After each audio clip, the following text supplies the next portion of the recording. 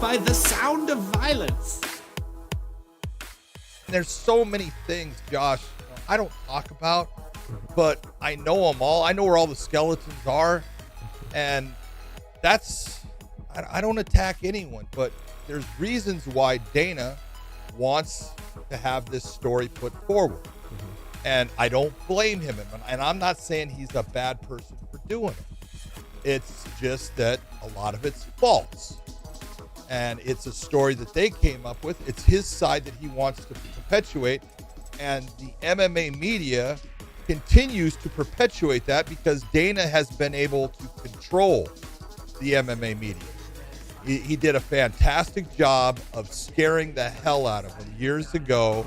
And he got rid of SureDog, made sure no SureDog reporters could be at a UFC. And all of these guys started sucking up to him. And, oh, you know what? And anything he would say, that was gospel. They don't look into it. They don't check it out. They just take it for fact.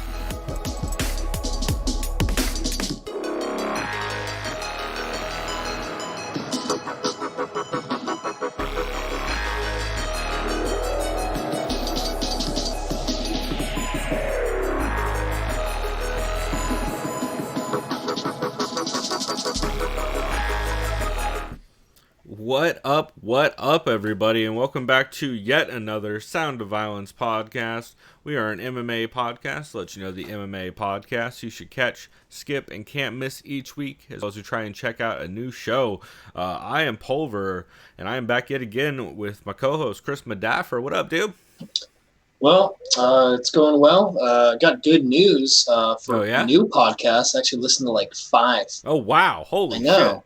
Yeah, I upped my new podcast listening probably, times 5. Yeah. Yeah. 500%, actually more than 500% because you weren't even 500% uptick, right? So exactly. Cool, man. Well, let's see. Why don't we start off with, I would say we'd start off with our Papa Vodka Presents, Doug Stanhope Presents, our sponsor. But it's still fucking sober October. So I'm drinking, I think like some Taro Starbucks coffee. I think it's Brazilian blend or something. It's not good. So Brazilian diarrhea blend? Evidently. I don't even know if it's Brazilian. It might be, I don't know. It's like how much greenish. How much is a Brazilian? I'm just going to let that one sit there. Yeah. I just have to do it, just George W. Bush, dude, just left him with so many fucking great, never mind. Jesus. No politics. I already broke my rule. Beer. All right, Ellen. Did I say fuck China? Just kidding. So what are you drinking on this week? Since it's not necessarily sober October for you, but it is 11 a.m. So yeah, no, I'm definitely not going to drink right now. I already was drinking yesterday when I had lunch. Were. I saw the fucking Instagram shit. You went to Mickler, right? No. Well, yeah. So yes, that was yesterday. I think around like 12. Yeah, I got there. I didn't even realize they have a new location in Little Italy. It's nice, man. Is that where you went? Yeah. Oh, dope. The only other one I went to was the one in Mira Mesa, which is awesome. Little Italy one's a cool spot because I was with my brother, had lunch, and he had never been there. So I'm like, oh, dude, there's one in Little Italy. Cool. And we're just like sitting at the window, and it's cool. There's like no actual window, so you could just see people walk by and shit. And it's like just air coming in and stuff. It's pretty cool setup. And nice. They don't really have flights, but everything's individually priced. But they have like these fancy 10-ounce, I guess kind of like a flute in a way. Yeah, but they just fill up halfway. And man, they have so many good beers. I had this one. I know hazies are all the rage, and honestly, hazy IPAs are pretty much all the same. Unless you really look some. Well, especially Mickler's put out like fucking 40 of them in the last year. Well, the thing with them though is I had one that had milk and honey in it. It was good. It was interesting though. It wasn't bad. I had an absolutely amazing sour that they did. They did a collaboration with the Sake distillery. Ooh. It was with like, I don't know if all the stuff they put in is like organic from the source, like for their fruits, because that'd be expensive as shit. So it's possible though. They do pretty small batch runs. Yeah, so I would imagine from how it tasted, it seemed pretty organic. Like you literally biting into a peach. This sour head is fucking crazy. Yeah, it's hard to get peach flavor too, because most time if you use syrup or anything, it just turns into that gummy worm flavor. Really, really, really solid. And then I had, since dessert beers are fun, they had one called like Pudding Pop, and it was a Russian Imperial Stout. with like chocolate and something else in it, but it pretty much tasted like a chocolate snack pack. It was crazy. That's what's up. Yeah. Yeah, I've been meaning to go to Mickler. I haven't been to either of their locations, but I love some of their stuff. You have to be really careful with their canned beers because some of them are like old as shit, depending on where you go. Ooh, okay, that's good. That's good to know. Because at a certain point, a lot of Mickler started sitting on the shelf, so that's something to keep an eye out on. Plus, for a while there, they were shipping over beers from Europe, since that's where Mickler actually lives. And in Copenhagen. Yeah, but that was a year or two back. It's a lot different now, their whole business model and everything. Yeah. So all I know is that whoever started Mickler, I believe it was Mickler. I think that's the dude's name. Okay, he must have a lot of money or had made good investments because I saw they have another big location in like fucking San Francisco. Yeah, which is an amazing spot. You know, knowing San Francisco to put a really good craft brewery. So shout out to Mickler. It's Mikkel and Keller are the two people who founded it. Which makes sense. Oh, so McKellar. That's okay. Out of Copenhagen, Denmark. Yeah, because I follow them on social media, and they have. And I've always wanted to go to Japan, but apparently they put on some insanely cool craft beer festival in Tokyo once a year. That's what's up. Because I can't imagine the craft beer scene how that is in Japan. I'm not sure. It's weird. It's getting way better. Like you can find Brooklyn. Brooklyn is kind of everywhere out there. They actually, I believe, I don't remember if it's China or Japan. But one of the two actually has a Brooklyn brewery in it, I believe. Because I believe they brew and can over there now also, which is kind of fucking crazy. Well, it's like, it wouldn't surprise me if you end up seeing like Ballast Point in fucking China of all places. So. Yeah, get ready to start. If it's not already there, right? Especially since they're not doing as well from what I've heard. I mean, they've consistently had layoffs over the last couple years, and it's. God, they ruined such a fucking classic San Diego brewery so easily by just selling it over and over again. And I can't wait to see how terrible their cocktails get here pretty shortly. Because they sold that company too. So, fucking way to ruin everything, San Diego, by selling it to other people. But anyway, we're not a beer podcast, despite my best efforts. Maybe it's just because it's Sober October, and I would stab multiple people for a beer. But we will go ahead and move on into format. So, Chris, why don't you start us off with the MMA podcast you recommend this week? And also, I should mention before we get into it that in the description of the episode, hopefully, if your podcast player isn't hot trash, it'll have it in the link in the description. If not, I do have a link to the website where we have a full list of links and everything to all the podcasts we talk about. So, Chris, what's the podcast you recommend people catch this week? So my catch this week is also a new podcast, since I listened to a handful of new podcasts. It's called Modern Day MMA with brothers Chris and Kale Meyer. Wow, I've never heard of this. Neither have I, and it's good, man. It was only 35 minutes long. Nice. I mean, they're brothers, so you'd hope they play well off each other with kind of like how the transition, the flow of it. And I like them a lot because they kind of remind us of us. In the sense that they're kind of their sense of humor, they just kind of say how it is when they want to talk about other fighters. So I'll kind of give you some examples. They kind of start off the bat saying the Little Mac fight, and for those who don't know who Little Mac is, Mackenzie Dern, formerly known as Big Mac. That was really good, scrappy. Both fighters had solid moments. I know Rebus had that really good judo toss, and Dern kind of. I guess she was just trying to just get a triangle in there, like immediately. I mean, that's kind of trying to do anything at a certain point in that fight. She was getting mollywopped by her Hubas. They also talked about and most people kind of ask this question: what does James do? What does James Vick do from here? What does he do next? They said he looked jittery in there, and his body looks like it's going halfway through puberty. Which is kind of like, okay, I can kind of see that. Right. Yeah, James Vick, though, what the fuck? And shouts out to Nico Price. That dude's always finding like the craziest way to knock someone out. Fucking Nico Price, man. He is king of the weird ass. Yeah. Just the goddamn brawls that turn into weird finishes. Yeah, so that was a hell of a knockout. If you ask me, what does James Vick do, depending on his financial situation? Take a year off. You take a year off. Thank you. Yeah, I was gonna say a year. Now some were saying 6 months. Take a year off, and also. get yourself unhypnotized or out of the trance of Lloyd Irvin. Please do it, because clearly that guy is a cult leader, and he has way too much influence on his whole class. And it's not good. So James Vick, do yourself a favor, get out of there, get help. Yeah, one thing that worries me also with James Vick is I know for a fact he's talked about it with John Morgan and guys in the past that he bets on himself a lot in fights. Oh, that's considering dangerous. He's on a 4-fight losing streak, that's real scary. Dude, he's at least that's at least $4,000. He's probably gonna put a G on himself for sure. I would guess it's probably more than that. And he's probably putting 10 G's, easy. I don't know about that much, but yeah, he definitely is known for betting on himself. So that's double scary I guess we'll find out depending on how much time he takes off. Man, they said kudos to Kron Gracie for being able to take so much damage. However, they kind of fault him for not trying to take Cub down. I know that was the narrative in a lot of their podcasts as well. But someone else, I can't remember what of the podcast, made the point of it actually kind of raises Gracie's stock in that. I mean, he can take a beating. Yeah, I mean that, and they said, what are his abs made out of? Because he was taking crazy body damage and just not even flinching or hiding it well. Yeah. So that dude's made out of something crazy. But yeah, shouts out to Kron Gracie. I mean, he can only go up from there, at least in the striking. But yeah, for him to move on. And they said, as in moving on, I guess that means the 205. That's not good. So see what I mean by they're just kind of don't really beat around the bush here. Yeah, not afraid to dunk on a dude here and there. Yeah, they said Chris likes Zaire to circle around and outpoint Stevens 15 minutes.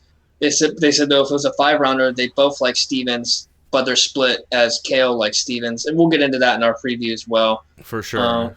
Yeah, they kind of previewed Weidman and Reyes, and we'll get into that as well.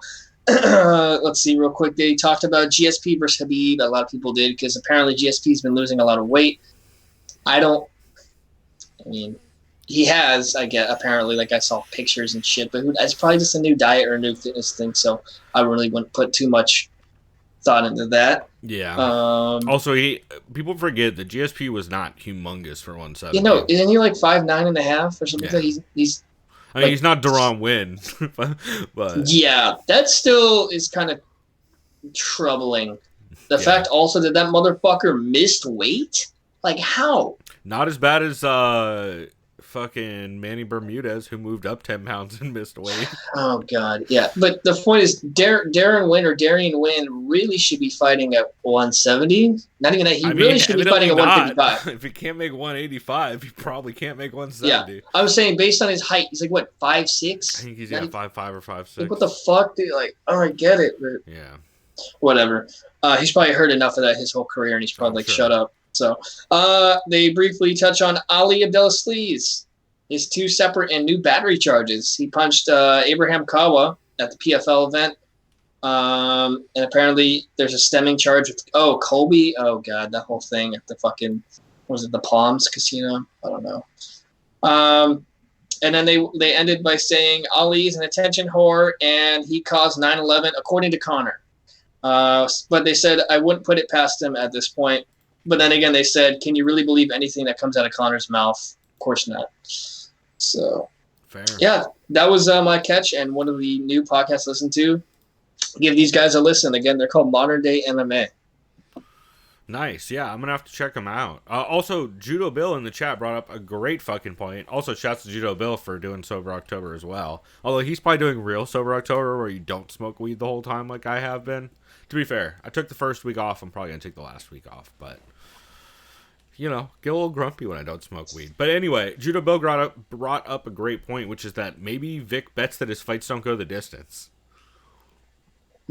Which that's not a bad way to go about it. He's doing real well if that's the case. Yes, you're just winning. Yeah, it's just the Paul Felder fight that's the only thing that's trouble for him. So yeah, okay, I like that. That's a good point. I do too. I didn't even think about it. So props to Judo Bill on that one. Let's see. So I guess I'll get into one of my catches. Do you have another catch as well? Yeah, but I didn't mark it in the notes. I'll just mention it at some point. Okay. Here, I'll do mine real quick, and then we'll bounce back to you for the other one. Cool. My catch this week it's a weird one. If you were to write this on paper, I don't know that I would make it a catch, but my catch is MMA Roasted for October 17th, 2019, with Mayhem Miller, Colby Covington, Greg Wilson, and Tyler Smith. Wait, like I hope not all of them were on there like at the same time. They were. Colby Skyped in. And then Okay. Mayhem, Greg Wilson, and Tyler were on with Adam. Greg Wilson talks over everybody like he always does. I probably can't talk too much shit about that since I am horrible at interrupting and talking over people, as Chris is well aware, I'm sure. But it's just a fun show. It's cool seeing Mayhem back and sober. He's still getting tested regularly because he's on probation, so he's just sober and seems like he's doing really fucking well. He's doing a bunch of comedy shows with Adam Hunter. I think. Nice. That's good to hear. Yeah, I want to say he went to Dime Bar with Adam and Ian McCall later and did a set, which is cool. But he just sounds really, really good. Adam opens talking about one of the shows that he went to where Jimmy Rivera and Gary Tonin stopped by. And Mayhem talks a lot about how he's back to training at a fighter gym in OC.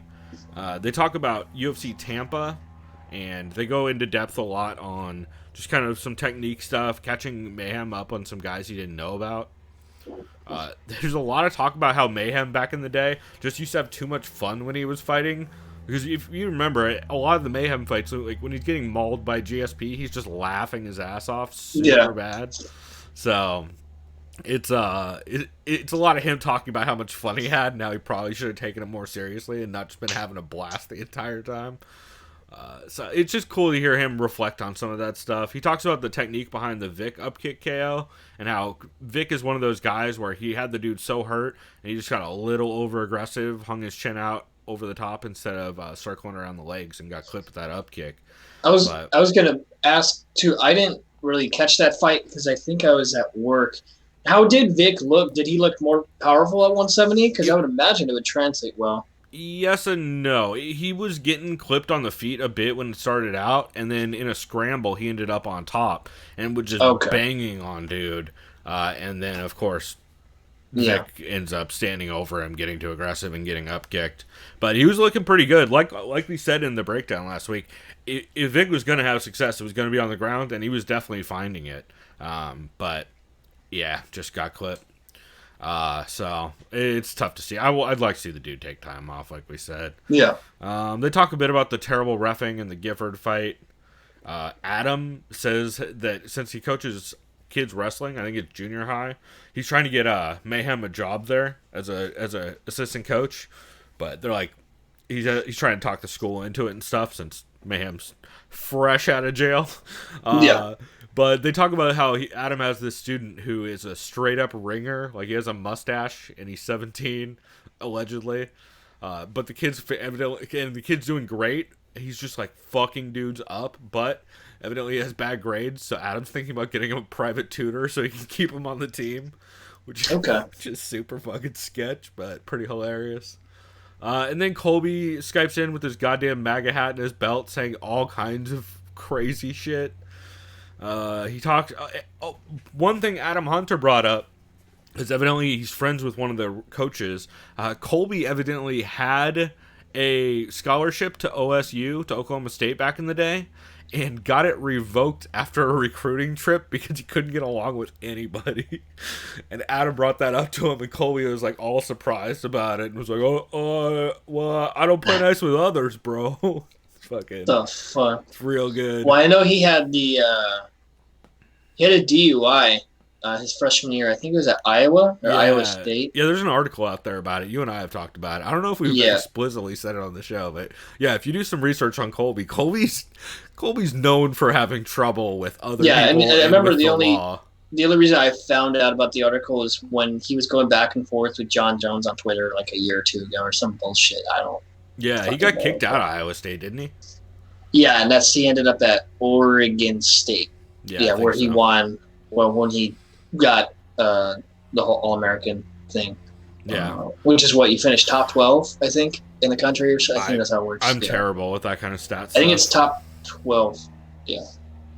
But yeah, it was cool here. It was funny hearing Adam bring that up. Adam also asked Colby about the girls he gets from an agency that he's always hanging out with and taking pictures with, and Colby's like, fucking, what do you mean agency, bro?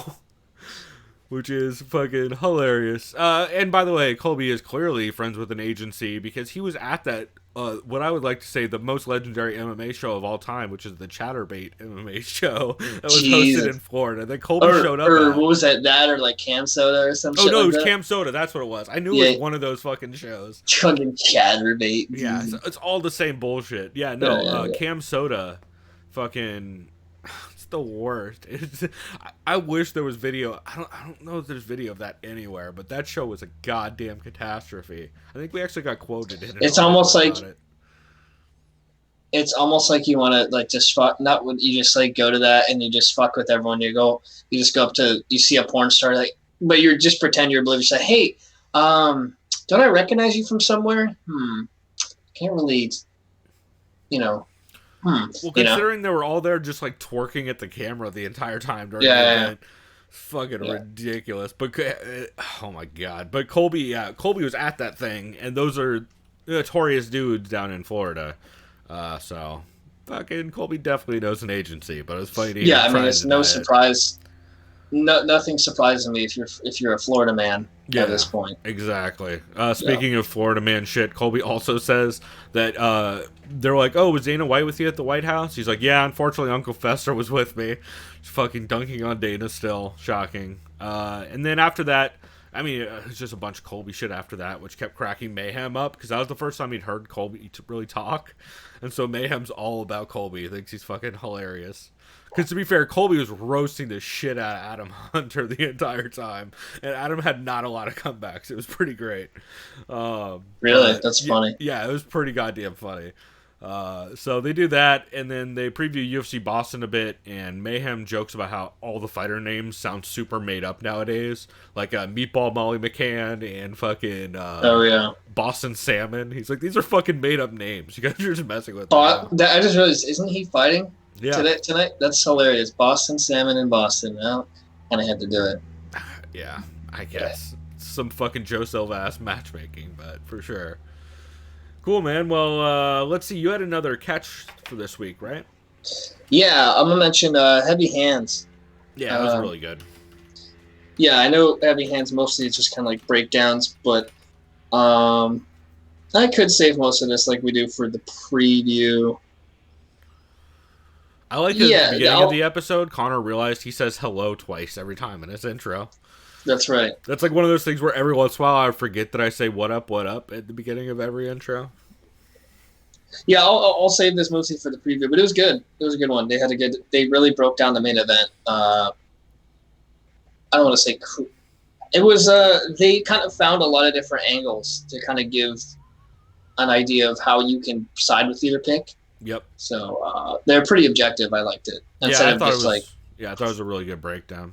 I like that they totally forgot DJ fought and won this weekend. Oh, yeah. Phil McKenzie's like, wait, what? He's like, oh, fuck, I only looked at Ryzen. I didn't look at one. I thought that was pretty great. That was episode 286, I believe, of Heavy Hands. Cool, man. So do you have a MMA pod? I guess I should give a Eugene S. Robinson style disclaimer. Just because we say to skip your show does not mean we hate you. Might actually really like you. Might actually mildly like your show. However, it was not worth the time it took to listen to it. Or you said some crazy fucking radical, why the fuck would you be talking about this week type shit. So Chris, did you have any skips this week? Yeah, it's more or less a half skip because I listen to this podcast every week because they're hilarious, and you already know what it is. It's Believe You Me, episode titled Triangle of Shite. Checks out. So the first 30 minutes are about eating healthy and 400-pound people. Yep. Michael thought he was in another country when he was in Tampa, and that checks out because it's Florida. Bisping's also hungover for this episode, if I remember right. Yes, he said he drank a little bit too much. Yeah, and he's drinking beer out of a coffee mug. Yep. The other notes I have is basically Michael was at some amazing steakhouse that, who was it? I think it was Brendan Fitzgerald or whoever he was with. Basically in like months in advance, they went to some steakhouse where you have to have like pre reservations, right? But he was saying that the whole time he was enjoying his food, some fucking rich asshole next to him was saying, "This food's amazing. This food's amazing. It's great." Best fight I ever had. And he's like, dude, I heard you like the first like 20 fucking times. He's like, well, what are you gonna do, right? Yeah. But then they had a very funny joke about the whole Irish Superstar incident. Yeah, it's so fucking good. Yeah, they called it the SVU and an SUV. Yep. And then fucking Harrington played the SVU theme song under reading the story. Yeah. Pretty goddamn good. The bum bum ba ba ba ba ba. Fucking so good. That, and then they made some points about Chrome Gracie and the fact I didn't even realize he's like the last Gracie, I guess, that's fighting. I mean, there's not a lot of other Gracies fighting, despite what Luis J. Gomez thinks. I don't know why the fuck he thinks there's a bunch of Gracies fighting. There's one. Yeah, I mean, there's a decent number. I'm pretty sure still competing in jiu-jitsu, but they're not necessarily big names in the sport. So, it was an okay episode, but yeah, the first half is ultra skippable unless you want to hear Michael Bisping fat shame Lewis and Lewis feel bad about it, and then you get angry at Michael. Yeah, it's a lot of that basically. So my skip this week. Here, hold on. First, this is for Judo Bill.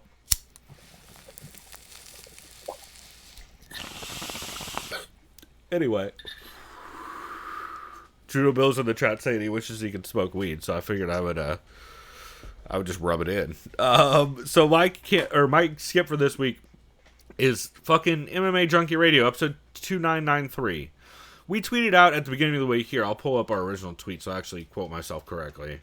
But this was, I believe on Sunday was when the Conor news came out.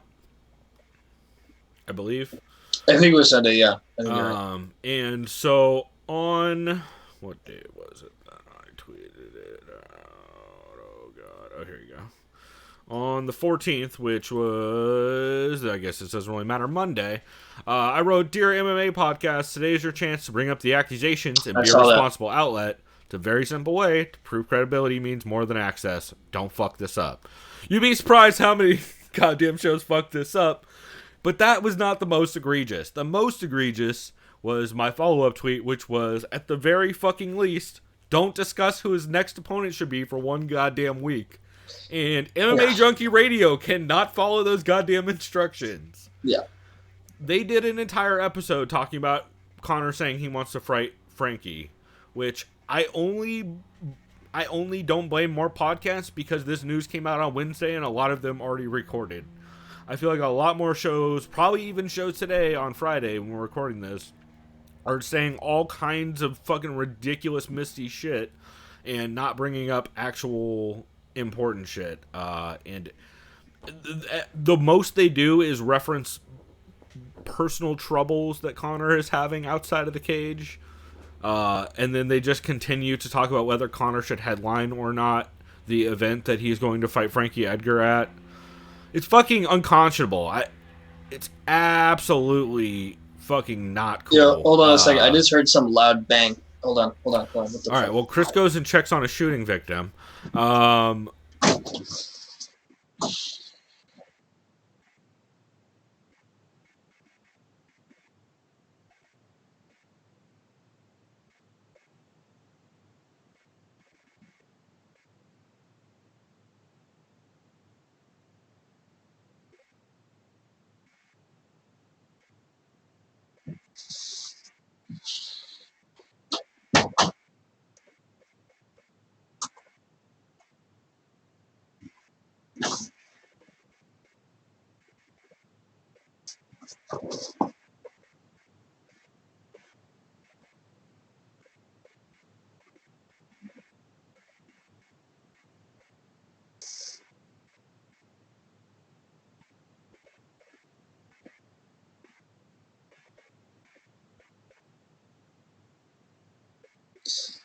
Yeah.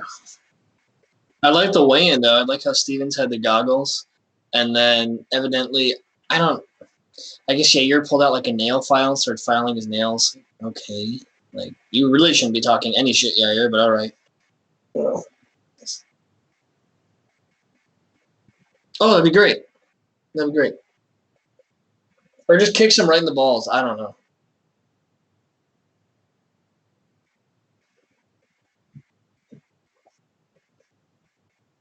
Oh, that's a very good skip. I mean, yeah.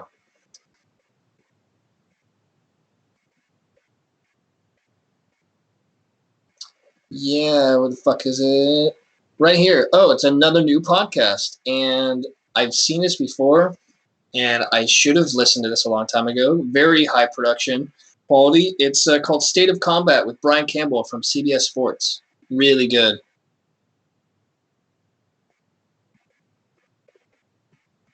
Okay. That's just why I thought I recognized him from somewhere. So the reason why I like this too is Sugar Rashad Evans joins him as one of the guests. I don't know if he's like a co-host, but he was on there, and also fellow CBS insider Brian Weiss was on there.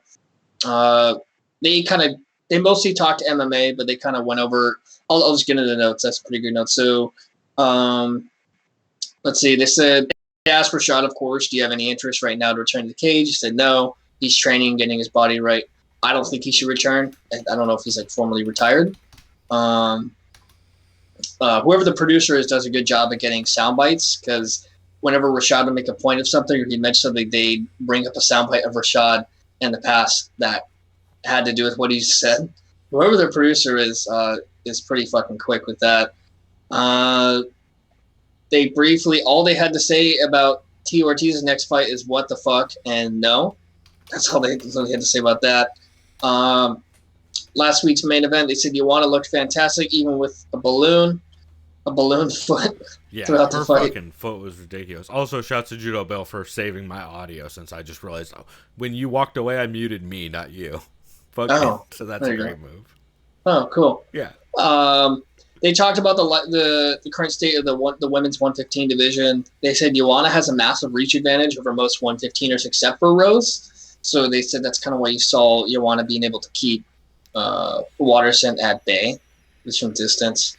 Brian Weiss really likes Joanna's chances against Zhang Weili because she's just a bigger fighter. Yep. I'd probably say Zhang is the more physically imposing fighter, just because how fucking jacked she is and she uses her physicality.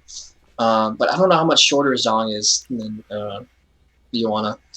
Yeah. That'll be an interesting fight. Rashad made a really good point of Waterson's fighting style, in that since she's not able to physically impose her will, all she really can do is show her technique. But she did credit Waterson for trying to get those takedowns, and I can't remember, did she take down Joanna? I think she did for a second, right? She got her back. To get her back. A couple she got her back, but wasn't able to do much with it. They discussed their favorite fights in the future at 115. They all really, and I think everyone wants to see Tatiana Suarez get healthy again, because I think she's dealing with back or neck issues right now. Neck, I believe, and I'm not even sure if she's back to training yet. I think she should be out for a while, unfortunately, but I'd rather see her back healthy, because that's a lot. There's a lot of fun fights. Yeah, and she's just so much goddamn bigger than everyone too. Well, yeah, and a wrestler with neck injury, like that shit does not get better with more training. Yeah. So, they think Chrome Gracie should not have tested his chin, but they acknowledge you got to earn your stripes at some point. So kudos to him. Rashad said he would love to seek out and help Crone train wrestling and getting single legs. They're all huge fans of Crone. They love Nico Price and just his craziness. As far as just, if they said he's crazy without seeming crazy, which is kind of interesting. He's just a goddamn wild man. Yeah. What happens with James Vick? Rashad says he needs 6 months off. You and I think a year. Rashad also thinks that Vick should seek out a physical therapist for neck work, because they're saying when you're getting knocked out that often, you need to at least strengthen your neck. Yeah, I mean, I don't know how much. Yeah, because I know Overeem is doing that, and that when you're a heavyweight, it doesn't really matter. Also, it's the problem Vic has is the same problem guys like Stefan Struve have. They're so tall that their chin, even if they tuck their chin, it's still way more findable than a dude who's shorter. Well, yeah, because you're punching upward. Where's it's almost like I'm throwing an uppercut when I'm throwing an overhand, so it's going to connect with your chin, even if it's tucked. Yeah, I mean, it's always a problem for tall dudes. It's a tough one, especially guys who pull back like he does. So, yeah, they briefly discuss weight cutting. They also briefly discuss shame on the corner of Thomas Gifford. Yeah, Jesus Christ. He was basically crucified. They didn't say like Jesus, but I said crucified. I think Gifford said like Jesus on Twitter pretty much. Yeah.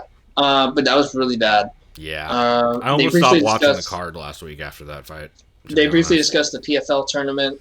They go over the one tournament results, and apparently Rashad trains with, I forgot his fucking name. It's Ong, the one guy who won. He's like the light. Oh, yeah. Yeah, Rashad says he's been training with him for a while. He really likes that guy a lot. Nice. They discussed Weidman coming into his fight while being finished in 4 of his last 5 fights, which is crazy if you think about that. They said, would a Chris Weidman win get him a title shot? I hope not. They said, where's John Jones at now? Probably looking for an opponent. Yep. Weidman isn't a spring chicken anymore. The most concerning thought from them, and I will mention this, is how come you haven't wrestled in your last couple of fights? Please mix it up. Please. I know Weidman's striking the Jacare fight, improved a lot. Understandable. Yeah. Even though he probably should have wrestled more, but the last note is the last note that I had is he's going to have to mix up the takedowns if he wants to beat a very just game striker in Reyes. Yeah. Yeah. From what I heard on Unfiltered this week, both when when Jim talked to Reyes and then when Matt talked to Jim afterwards, Reyes says, I expect Chris to wrestle, and when Jim brought that up to Matt Serra was like, well, kind of implying that obviously the plan is to wrestle. So yeah, it'll be interesting for sure. I mean, we'll get into it later, but it's not like Reyes hasn't been taken down by his last 2 opponents, and it's not like his last 2 opponents are standout wrestlers by any means. Didn't he also get taken down by like Jeremy Kimball? Yes, he did. Okay. Yeah. Yep. That is also a thing. That was a long time ago, though. But that did happen. Didn't go well for Jeremy Kimball after that. Oh, no. Cool, man. Yeah, that sounds good. I'm going to have to check out that show. It's one I've seen around but never actually gotten to, so I'll have to add that to my list as well. Let's see. So, for my Can't Miss episode, I actually have a couple. Weighing in, episode 16 is the first of which you guys heard on the intro. This is, of course, the show hosted by Big John McCarthy and Josh Thompson. No P in Thompson.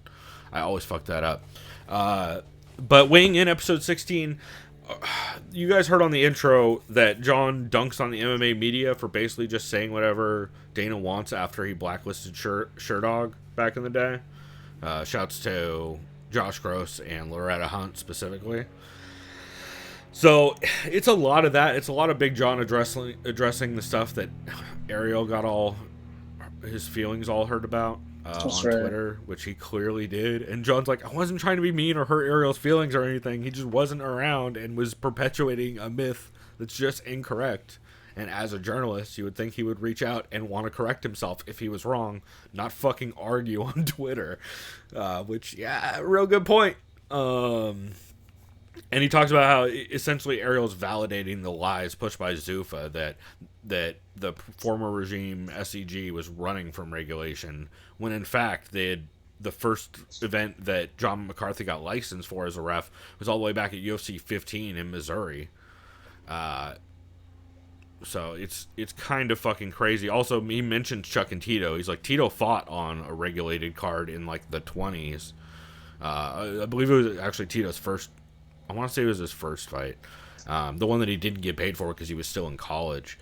But it was just interesting hearing him kind of go into depth about it, and just it makes zero sense to me why, like, as a journalist, if a source that was in the room during an event tells you a fact, you should probably like secede that that's the actual information, or at least be like, we should talk more about this, not argue about it and bicker on Twitter and bring up fucking Mark Ratner, which was like 10 years later. It's just a weird move, and it should be brought up again that Ariel Helwani, once again, is working for a company that is also a company that is working with the UFC, and that is a weird conflict of interest him and Brett Okamoto have that is not brought up enough. Yeah. But in Ariel's credit, Josh Thompson does mention during this episode that he heard from some people over at ESPN that one of the requests that Dana had when they signed the ESPN deal was for Ariel to be released. That's that was one of the requests he had. It's a rumor. I don't know if it's true. Josh Thompson I'm sure that's says very something true. he heard from a guy, but pretty goddamn funny. And I believe it 100%. But yeah, I thought that was interesting. And then why this is really a can't miss for me is the second clip that you guys are going to hear on the break, which is an MMA fighter died a week, probably around 2 weeks ago now. Oh, shit. Yeah, and Herb Dean was the ref in that fight. And Big John says that he didn't take an eighth of the damage that Gifford did. I don't remember Gifford's first name. No, I think it's Thomas Gifford? Yeah. I thought so, but then I had a panic attack about it. Yeah, and it's really scary. John talks about how he would have stopped it between the second and the third, 100%. And he goes into depth about kind of why it is the ref's responsibility, but also how it's a hard decision for a ref to make, especially a newer ref like it was, or a ref that isn't like regularly working UFC events. And it's just interesting to hear Big John go through and kind of discuss that in detail, and that is so fucking needed in the sport. And so I really want to give big shout out to Big John McCarthy as a former ref and someone who has worked with the athletic commissions for 20 years now. It's important that he's able to be out there and actually having these conversations publicly for everybody to understand more about it. I think that's an important thing, and it's really good that he's doing it. It's great to see Mark Goddard back doing a podcast again with Dan Hardy, because I know he's talking about these kinds of things as well. So just wanted to give a big shout out for that. I thought that was really cool and kind of an important thing that should happen more. And then they talk about the CSAC ruling about the 15%, about how fighters in California now, that's right. They Yep, can't weigh in more than 15% over their weigh-in weight on fight day. They talk about how it's potentially dangerous because of dudes potentially cutting again, but at least it's a thing that's happening. So it'll be interesting to see how that plays out. It was cool to hear them talk about that. They also mentioned offhandedly that Pachanga actually uses California State Athletic Commission and they don't like exercise their tribal rights or whatever that they have, since they're of course they're a reservation. So weird San Diego fact for you. And then they talk a little bit about Aspen Ladd trying to get the fight overturned for gender bias and how it's fucking insane that she would do that. Wait, say that again. All I heard is something gender. So Aspen Ladd appealed the decision against Jermaine Durandamy. Okay. And the appeal was for gender bias on the part of Herb Dean, in that he wouldn't have stopped a male fight that quickly. The fuck? Yeah. Which is super fucking insulting. Because if Aspen Ladd got smashed and she was shaking she on was the like, scale the day she had before. her hands to the fucking mat. Yeah. You're not defending your face. It's not. What the fuck? It's a really bad argument. I believe Ashley, the MMA nerd, this week called it bad Oh no, actually, what she called bad feminism was the next part, which is that there was 5 people on the panel for the California State Athletic Commission.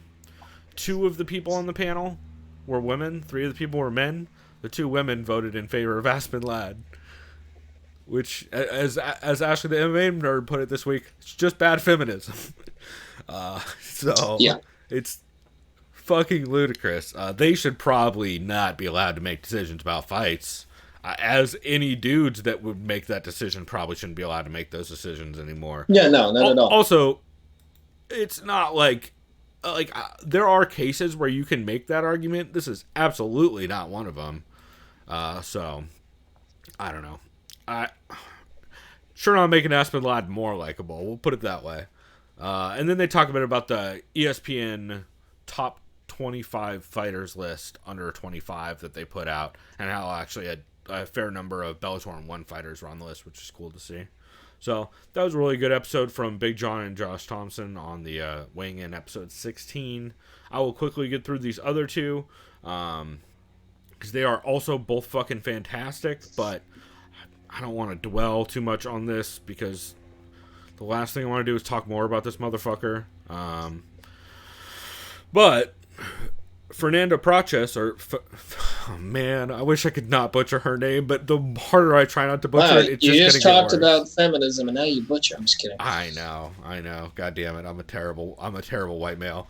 Fernanda Praches had a great episode. She talked about stuff that's been happening, I believe was the title, and then there was a crazy long subtitle that was super funny. I can't remember it off the top of my head. It was something about Ben Folks getting blamed, so I was always on board for that. But she talks about the Gifford fight and the voyeuristic guilt of watching and covering MMA, which is something you hear, but you don't hear a lot. Yeah. And that was one of those fights that, like I said, I almost turned off the card after that. I was kind of fucking... Luckily, the next fight was so plotting for a good portion of it that it kind of just reset my palate, but... Oh, no, dude, I remember I was off work, and I was just hanging out after work, and I wanted to watch fights. I was looking over, even my coworker, she's like, is that dude, like, dying? Yeah. And I was like, kind of looks like it. Yeah, he was pretty much dying. Yeah. It was bad, man. It was really fucking bad. So it's always an interesting conversation. I always like hearing people's takes on it, especially people who cover the sport, because that's an even harder, because at that point, it's hard not to feel at least partially culpable even, so... I don't know. And then she talks about Waleed Ismail always answering questions and not translating. He just says whatever the fuck he wants to say and doesn't actually translate for people. Yeah. And then she just talks about a lot of the crazy fucking news that are coming out and how we need to stop treating a lot of people's actions as normal when they're clearly not. People like Ali and all this. She mentions all the stories about the controversy and conflicts of interest around him. Fucking the famous Irish sports star Conor McGregor, who cannot stop getting accused of rape or assault, no matter what he does. She talks about how there's a boxing coach in Brazil that's being accused of raping underage girls. Who was I believe he was coaching at Nogueira's gym at the time. Jesus Christ! They've since separated affiliation with him.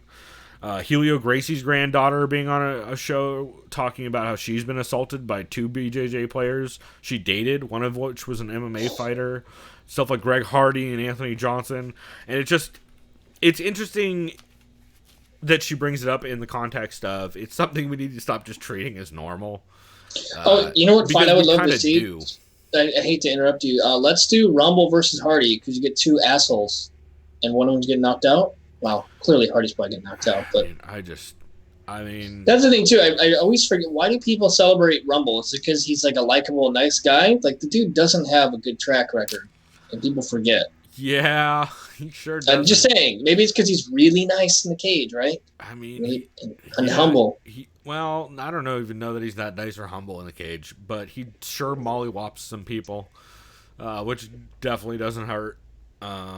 Yeah, I don't know, but it's an interesting, like I say, it's an interesting take, kind of the idea that a lot of it's just normalized, especially in MMA, and that's probably not something that's great. We probably should start talking about shit like it's not normal. Yeah, and the thing is, like, for most other sports outside of the NFL or the NBA. And I've said this before, I truly do think people can change and get rehabilitated for past wrongdoings. However, in the instance of some of these fighters, like Greg fucking Hardy, he pretty much looks like to me doesn't have any remorse.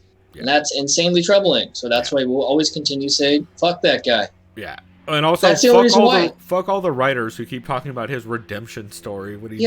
Just shut the fuck up. That is just sensation. That's sensationalist journalism right there. It's just like, fuck you. Like, wow. God damn it. This is so fucking frustrating. It's lazy, and it's pushing a narrative that is, at the very least, troubling. That's at the very least. And that's let's just say there's no other intentions behind writing those kinds of articles, which a lot of times it feels like there are. So, I don't know. It's frustrating. And speaking of frustrating, I wanted to round this list out of the Can't Miss episodes I had by one that is just unabashed in its willingness to dunk on the Irish sports star Conor McGregor, and that's If the Shoes Fit. Irish athlete strikes again. The first, so if you guys don't know, this is a show hosted by Alexi Ald hosts, and with Eugene S. Robinson and Ms. Tech, who's taken over for Kid Nate permanently. And essentially they answer the PR kerfuffles of the MMA world, not beyond, as he would say. Live and in public, if you will. Live and in public, if you will. And the first question was, you're the UFC. How do you handle your star being accused of a 4th assault? In which Eugene actually corrects him in that it's the 5th assault. Well, depending on which one you're looking at. But yeah. I just almost had an epiphany. It's more of a realization. The UFC is the NFL. In that there's no transparency or no way to judge when someone fucks up, so you either let them off the hook or you have a delayed punishment, right? So in the case of the UFC, your biggest star has all these allegations and multiple assault charges or just allegations, and they still choose to do nothing. When in the NFL, you can beat up your 3-year-old son and break his arm and not get suspended. It's just so fucking weird. Just because the guy is a star. You know what I mean? Hey, money makes people do weird shit. Ask the NBA. Yeah, ask LeBron. Oh, my God. But yeah, so they talk a lot about in this episode whether they would handle the response to the Conor McGregor shit publicly or privately. And it's pretty clear, as far as they're concerned, that the only answer is to cut ties. It's just a matter of how you cut ties. Whether it's you need to go into rehab and not be a goddamn giant mess, or whether it's just cut him completely. And because a lot of brands at this point, like if you're Bellator, yeah, you want to be making Conor McGregor money. No, you probably don't want an accused rapist affiliated with you, especially with probably a bunch pending court cases that are coming up here before too long. Yeah, I think the UFC, the only way it would take is just for him to be actually like convicted in the court of law. Oh, 100. Well, I mean, I'm sure they will do the same thing that they do with all these situations, which is, well, we're going to let the court system handle it. And then regardless of how the court system, unless it is the most definitive court case of all time, they're going to go, well, we investigated it, and based on our findings, we didn't find substantial evidence. Rumble Johnson. Yeah, the NFL. They're literally the NFL. Yeah. Literally, it's the same fucking thing. That's literally the NFL does too. You need to let the court do their own thing, or in the case of the NFL, they investigate internally, which is a fucking terrible idea. Well, the UFC does too. That's how Rumble Johnson keeps not ever getting in trouble. Yeah, Dana White and Goodell must be fucking good buddies. Jesus Christ. I mean, they're both very white. Yeah, and they both like Boston. Definitely, yeah, Boston they definitely sports. know people who know each other. Yeah, it's frustrating. Then they also talk about on this one, you're a referee after seeing Herb Dean in the lad stoppage appeal and almost losing the CSAC split decision. Should you keep on keeping on or channel the spirit of Mario Yamasaki? Which is a fucking great way to phrase that. And it's a lot of talks about whether female fights actually get stopped quicker, and how like everyone pretty much is in consensus about this one. It's a terrible example of that. As Judo Bill put in chat, if Aspen Ladd wants to get fucked up even more, her next ref should be Kim Winslow. Jesus. Which, man. Or what was the other guy? Mike England? Jesus. Don't put Mike England on anybody. Just kidding. Jesus.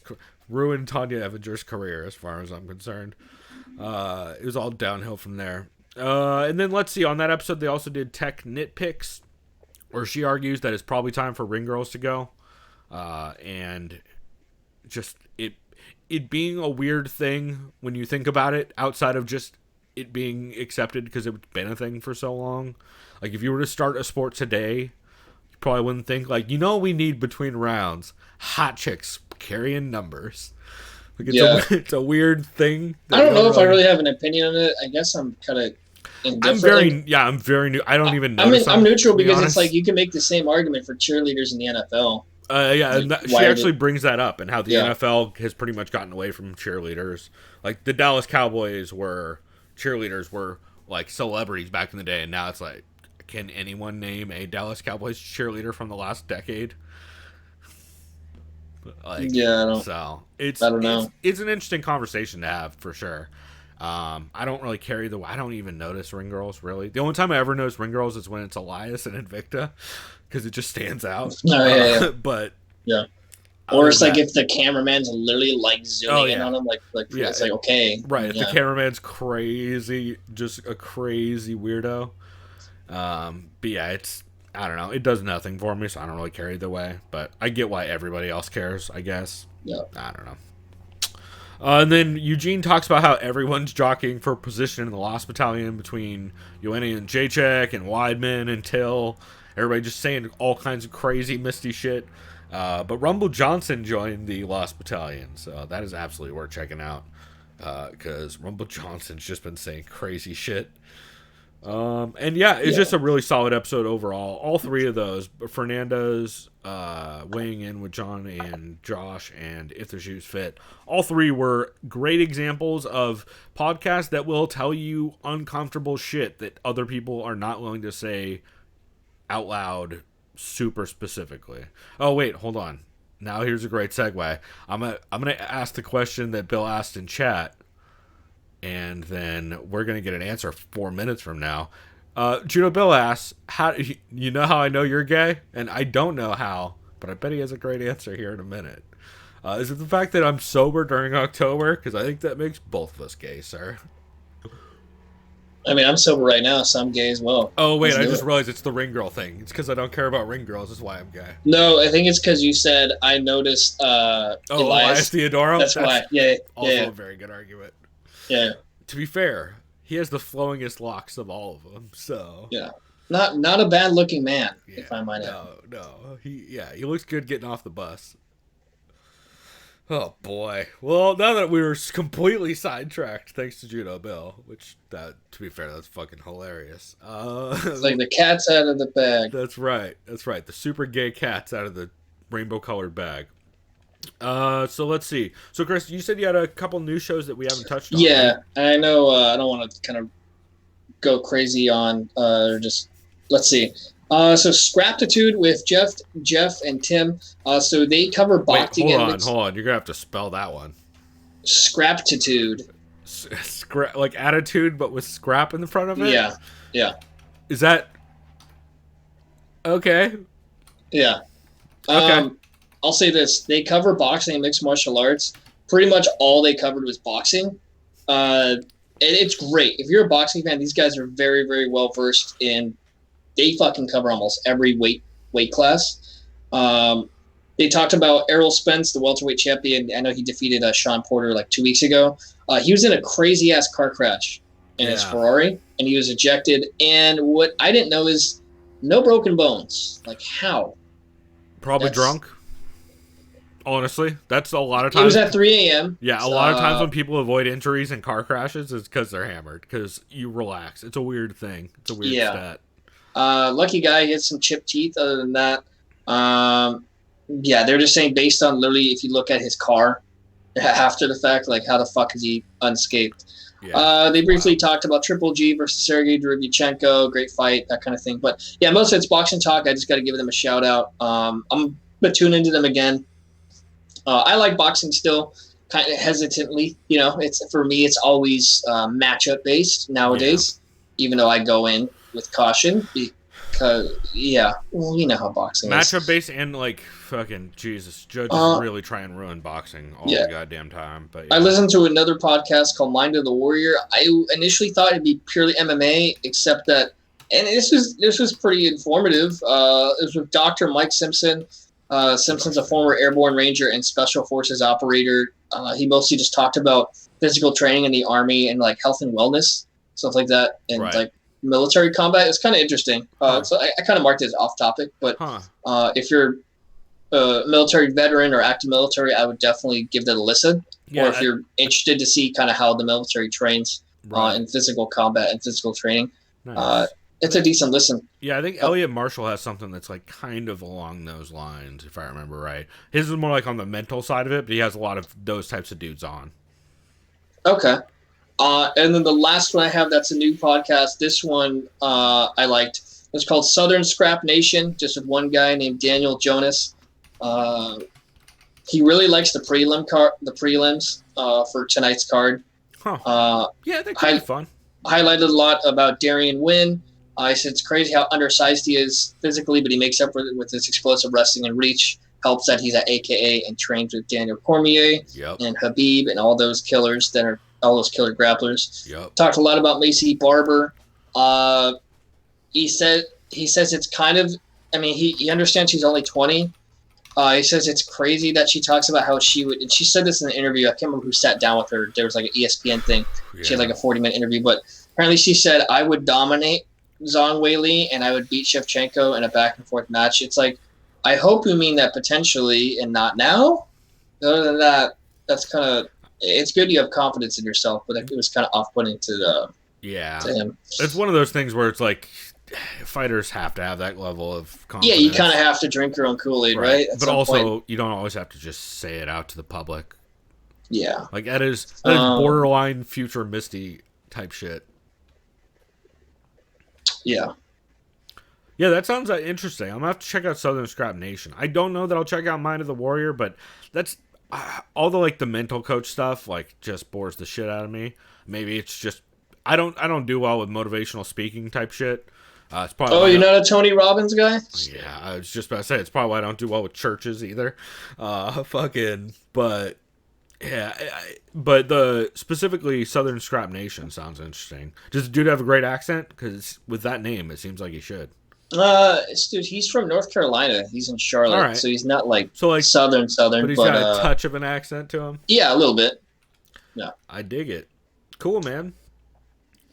Let's see. I had a new show, so I was gonna check out one of Dan Hardy's shows, but he does a lot of one-off videos, not necessarily like a consistent format that he will go back to. Aside from the War Room, which is about a 10 to 15 minute video he does each week on the main event. For this one, of course, he did Reyes versus Weidman. He breaks down the main event in detail. It's a lot of technique talk and kind of style matchups. It talks about how Chris will look different at 205 and how Weidman actually has the 1-inch reach advantage, which is kind of crazy. I didn't know that going into this. It's kind of wild. He also mentions it's Southpaw versus Orthodox, which is going to make closing the distance and level changing a little bit more dangerous for Chris.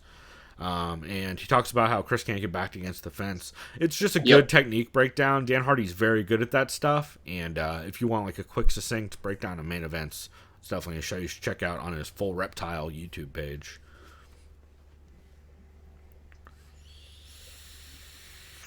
Cool, man. I forgot, did you already mention some new shows that you checked out? Yeah, that was the one I just did. Okay, sorry. See, I just fucking skipped. Yeah, because we're on the new shows. Sorry, I'm just mentally checked out. It's that booze getting to you, brah. If you get sober like me and Judo Bill. But I'm not even drinking, though. I'm drinking some shitty fucking Folgers gourmet coffee, which is not gourmet at all. Well, it's the opposite of gourmet. Yeah, it's real bad. Yeah. No, that's all I got. Honorable mention to Fights Gone By, of course. With your boy Jack Slack. Yep. Was a good one. But that's it for me. Unless you got some other things to add, you want to add before we do the preview thing? Sure, I got a couple. Co-main event this week was pretty solid.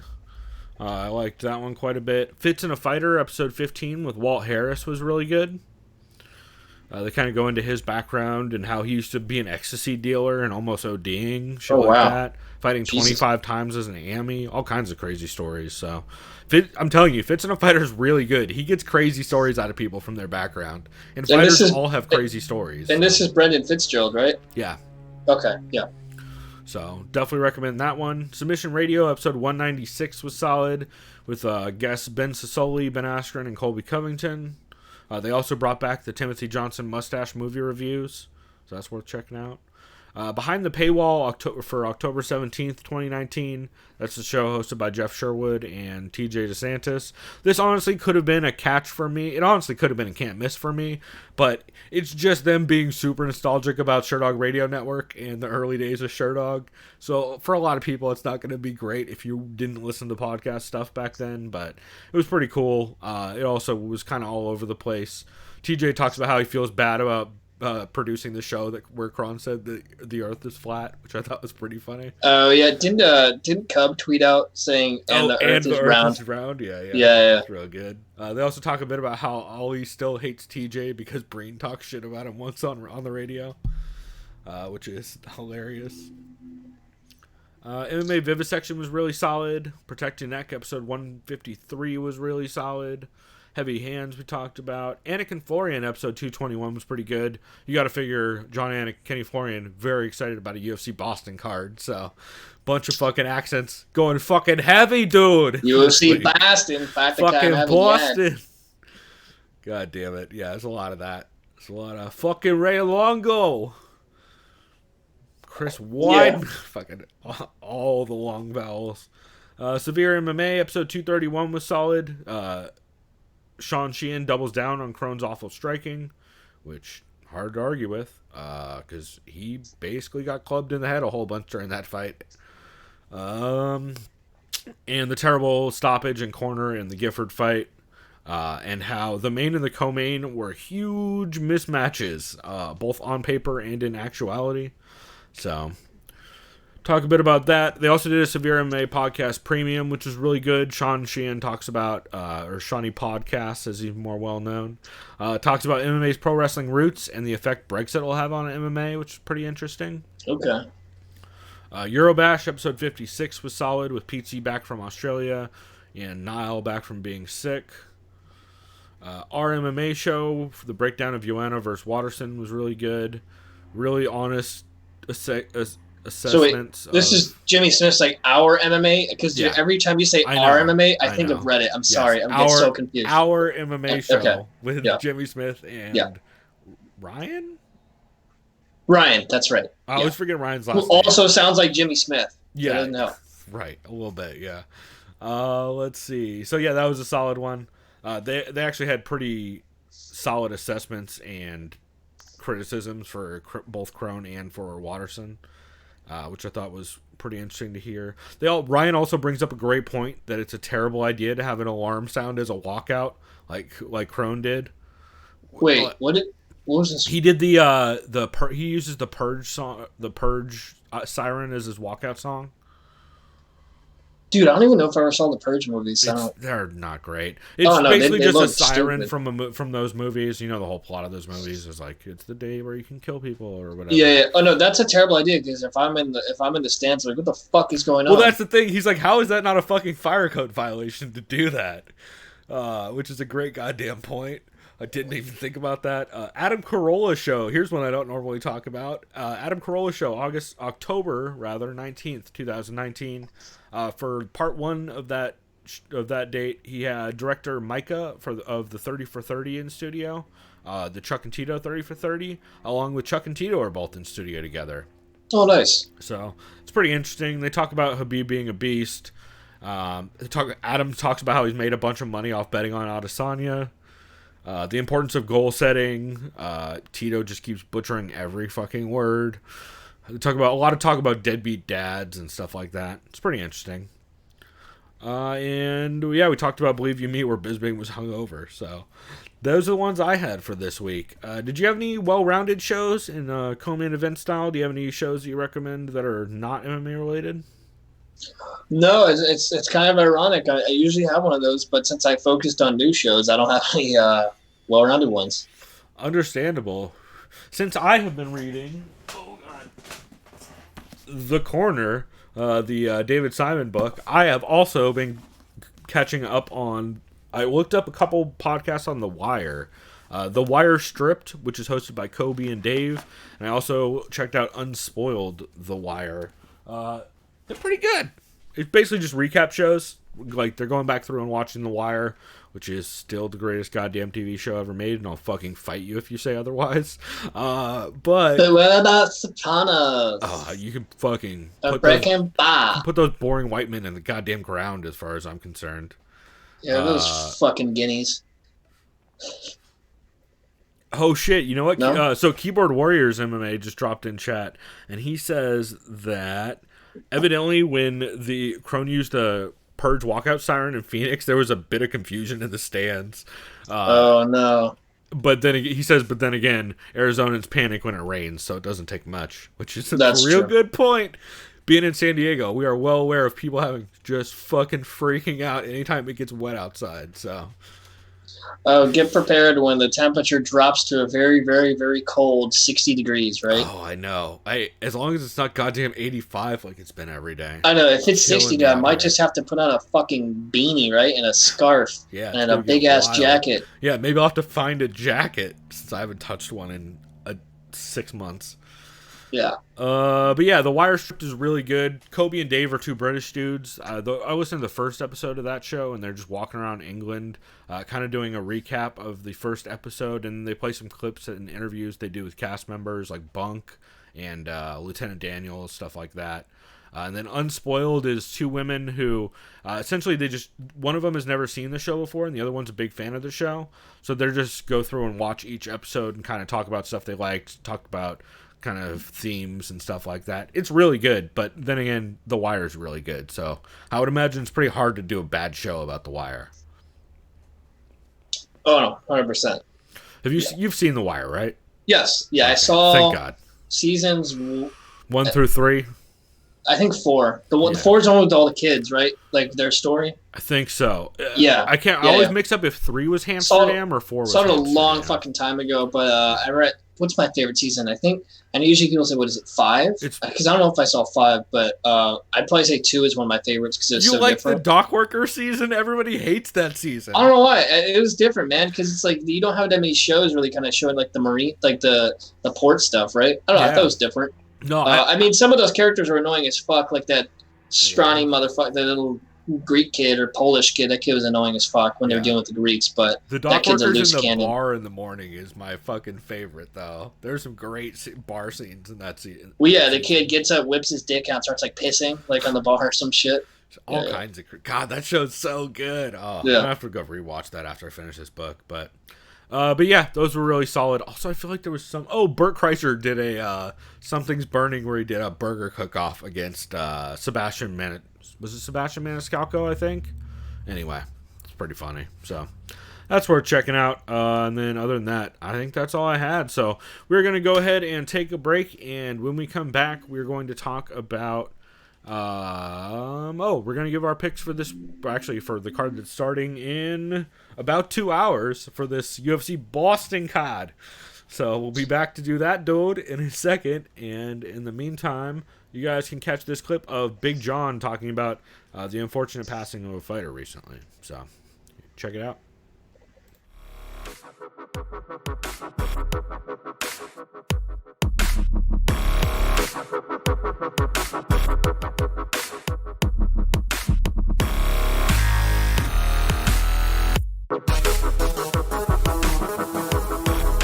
Liked by the sound of violence.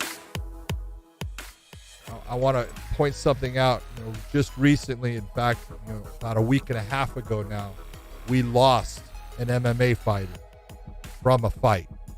Herb Dean was the referee of that fight, and I will tell you, Herb did nothing wrong in that fight at all.